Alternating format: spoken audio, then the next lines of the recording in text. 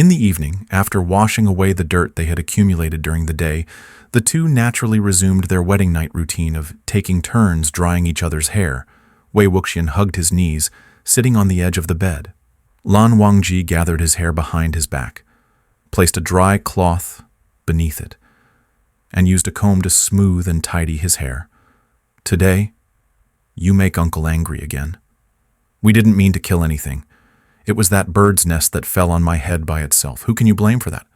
My hard head? But ultimately, it was still your fault. If you hadn't scared me with that big spider, I wouldn't have fallen from the tree. You little old-fashioned, you've changed. You didn't used to be like this. When did you learn to play pranks? All right. It's because you learned it from me. Who would have known you're so smart and picked it up so quickly? After years of being with upright people, how did you instantly turn mischievous when you got close to me? So it means you had the mischief in you all along, and I just gave you a little push and you went soaring. If you don't say anything, that means you agree. Since you're so mischievous, how about continuing to do bad things with me tomorrow? Wei Wuxian turned his head and looked at him with a playful smile. Lan Wangji looked at him for a moment.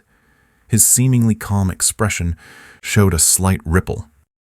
Sensing the change in the atmosphere, Wei Wuxian's smile froze and his heart began to beat irregularly for some reason.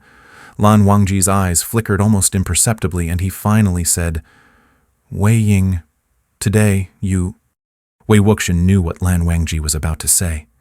His eyelids fluttered nervously, and in a moment of inspiration he quickly changed the subject. Lan Zhan, how about you take me down the mountain to play tomorrow? I've heard that there's a small town nearby called Kaiyi Town. It's a water town, and it's quite beautiful. Lan Wangji easily saw through his awkward diversion. For some reason, he felt a mix of disappointment and relief. After a while, he responded quietly, All right. Looking at Wei Wuxian's slightly cute yet obvious attempt to change the subject, he added, The loquats there are delicious. Wei Wuxian, craving, said, Then let's buy a big basketful.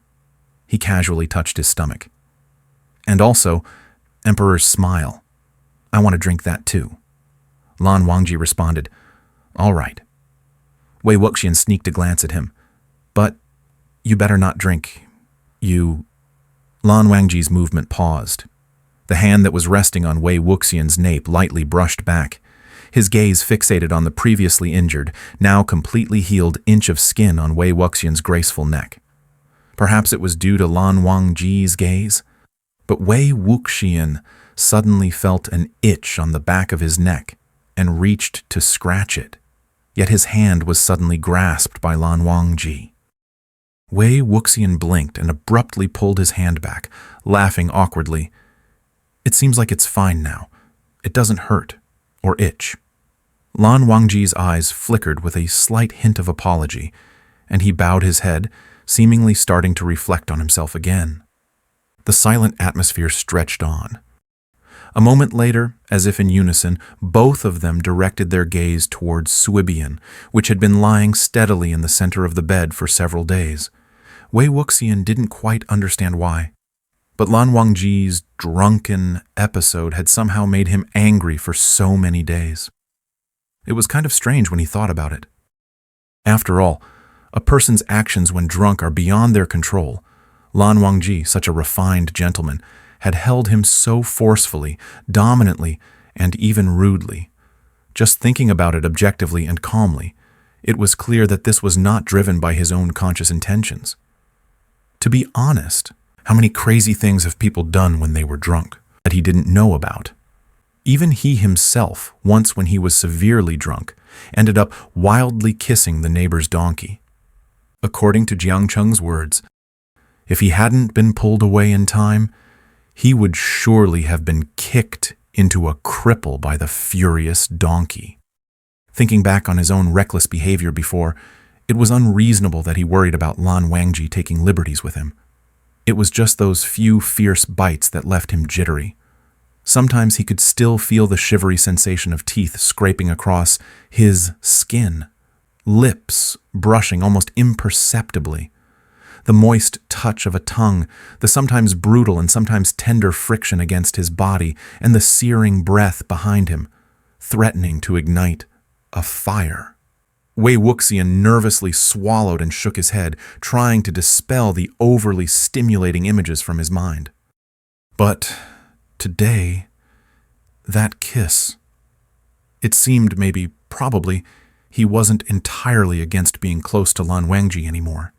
And Lan Wangji's reaction didn't seem to be one of anger either. Or perhaps he was too startled to know how to react. On the contrary, the fact that Lan Wangji didn't immediately kill him on the spot meant that his composure was undoubtedly far superior. Anyway, just don't drink anymore and don't go crazy from alcohol. Then this thing won't be needed, Wei Wuxian said, casually tossing Suibian aside. The atmosphere was, after all, a bit awkward.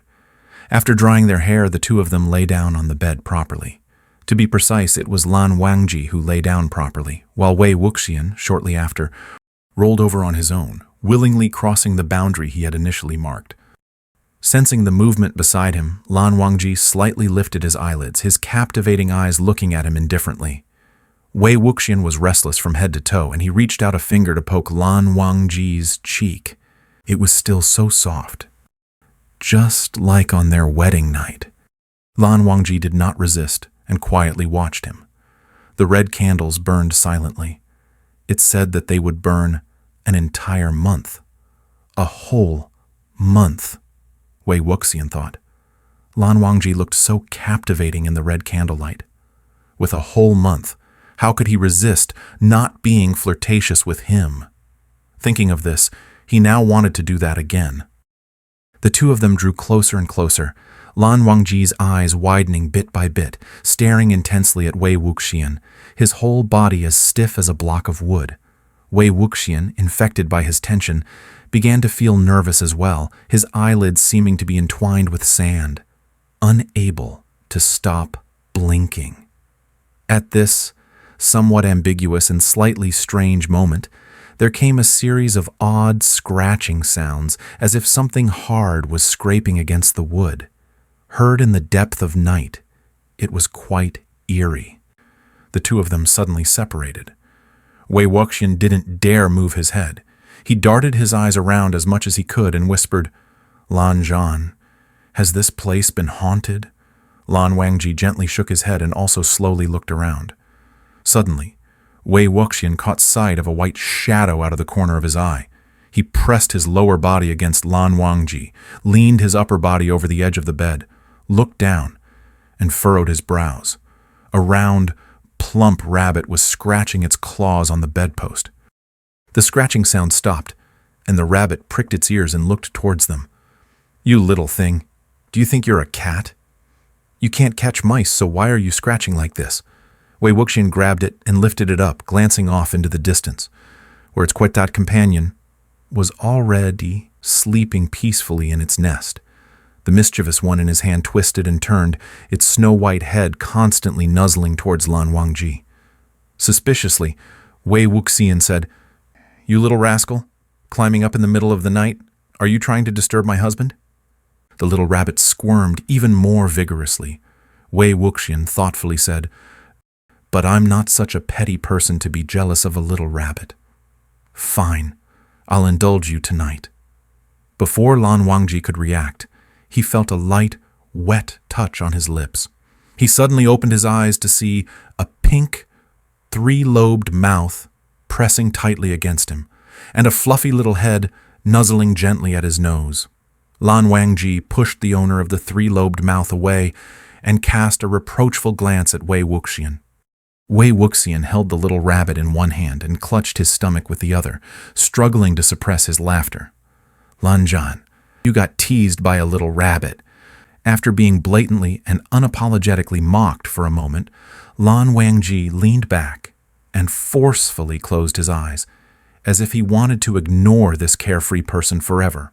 Wei Wuxian, exhausted from laughing, wiped the tears from the corners of his eyes and lay down on Lan Wangji's chest. "Are you angry? Not talking to me? Really angry? Little old-fashioned? Lan Zhan? Lan Wangji? Han Guangjun? Lan Ergege? Ergaga? Seeing that he truly didn't respond, Wei Wuxian softened his voice, calling out very lightly by his ear. Little old-fashioned. Lan Zhan. Lan Wangji. Han Guangjun. Lan Ergege.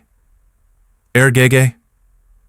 After calling out 7 or 8 times, Lan Wangji's breathing seemed less steady. Noticing that he was pretending to be dead for a while and not responding no matter how he was called, it appeared that Wei Wuxian gave up.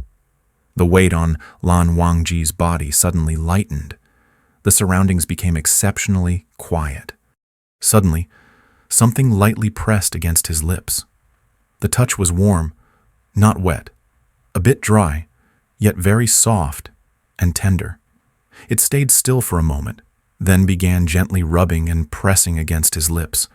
Lan Wangji's eyes opened once more. As soon as lips parted, something rolled away with a little tumble. On the other side of the bed, Wei Wuxian had pulled the blanket over his head and lay completely still.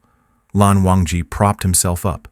The little rabbit from earlier was now lying on his chest, its large, bright eyes staring at him. Its 2 paws were resting on his neck, and its pink, 3-lobed mouth was lightly nuzzling his lips. Is Wei Wuxian or the rabbit kissed Lan Wangji?